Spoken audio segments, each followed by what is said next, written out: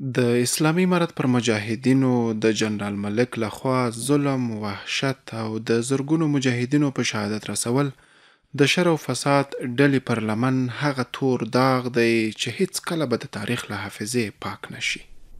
هغه اوله واقعه او حال د دشت لیلی خو په داسې شکل و چې د امارت اسلامي افغانستان هغه وزیر خارجه په نامه د ملا محمد غوث اخوند و. هغه د جنرال مالک سره دا حد و پیمان وکړي چې موږ په یو صلح آمیزه توګه تاسې ته درځو او د شمال هغه سیمو ته ځانونه رسوو. کله چې صاحب موږ د مزار ولایت ته رالو او دې خلکو په موږ باندې په درېیمه شپه باندې جنگ شروع کړي. ساعت 3 بجه بود در منطقه مابس فرقه اجدا این همینجا ما مردم رسیدیم. طالبان میدان جمع شدن میگیر جنگ نچسبه همینجا سر ما مردم جنگ چسبید.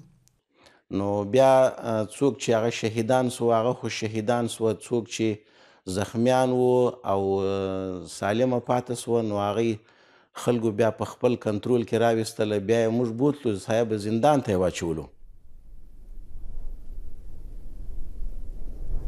د اسلامي امارت له بریا او د مزار شریف له فتح وروسته مسؤلین د هغو زرګونو شهیدانو په لټه کې شول چې د لیلیې دښتې په څنډو کې آن تر حیرتانو دښتې پورې په مظلومانه ډول په شهادت رسېدلي وو.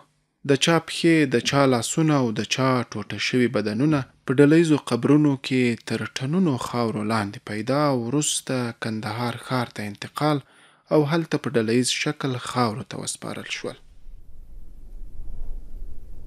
مزار پاتې شد. مزار رفتیم اینجا بعد از چه کردیم باز طالبا کمیسیون تیار کرد. خیر الله خیر خواه مزار کمیسیون بود، رئیس امیر کمیسیون بود.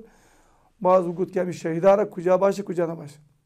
باز اول ابتدا را شروع کردیم در دشت لیلی در پل خراسان 1-2 کیلومتر 3 کیلومتر تیر شدیم. همینجا واتاق ایشامردان قل ترکمن است.